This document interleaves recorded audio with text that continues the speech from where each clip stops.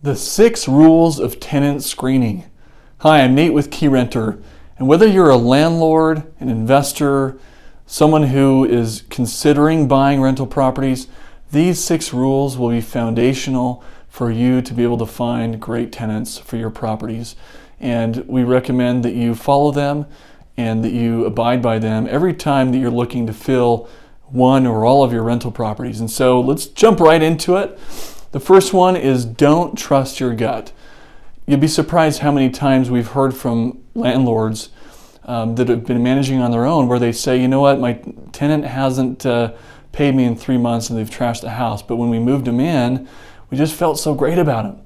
You know, they said they had made all kinds of money and they were very professional, they were very kind, and we just thought that they would be a great situation.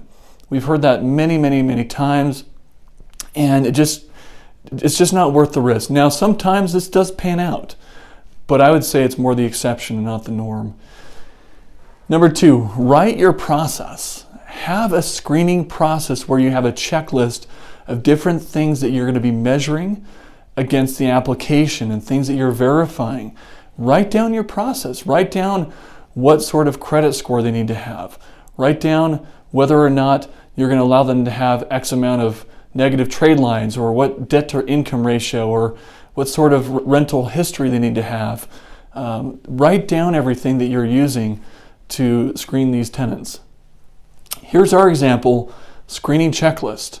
So this is a 14-point process that we go through that goes into things like smoking, occupancy limit, legal residency, looking at credit reports and not only their FICO score, but looking at if they have bankruptcies discharged and things like that we want to make sure are cleared.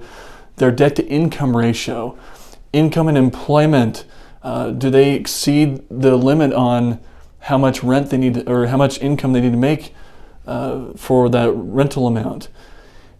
Do we have pay stubs to verify that? All those sort of things. Looking at criminal history, public registries, rental history, eviction searches, and much, there's other elements to it as well. Have a written process. Number 3, verify everything. Don't take a tenant's word for it. Don't make a decision based on them telling you that they make so much money, or that they took great care of a property, or that they have been working at a place for so long, or you name it, right? Don't take their word for it.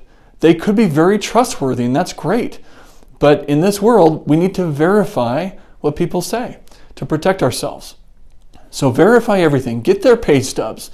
Talk to landlords. Get them to sign something. Have, run credit reports. Run background checks. Make sure that you're checking into everything that you're asking of the tenant. Number 4, don't cut corners. So it's tempting oftentimes with rental properties, if you haven't found a tenant quickly, you get someone that applies, you may be feeling a little bit of desperation.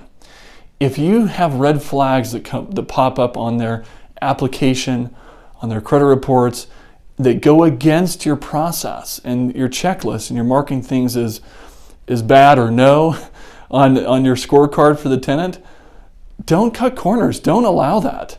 Don't just rent to them because you didn't find another tenant. Now, there will be some things that maybe are iffy that you can work with, higher deposits, different things like that. But for the most part, be very consistent and don't cut corners. And that's my rule number 5. Be consistent. Follow the process every time and don't deviate from it. You may have to modify the process as maybe you made some mistakes, but be consistent with whatever process you have. And number 6, discriminate wisely. Can you discriminate when you're screening tenants? You bet. And you better be discriminating all day long against income, against smoking, occupancy limits, different things that you have that are legal for you to discriminate against. But understand fair housing laws. You can watch our video that talks about the fair housing classes. But make sure you're discriminating wisely. You're not discriminating against race and religion, disability, some of these protected classes.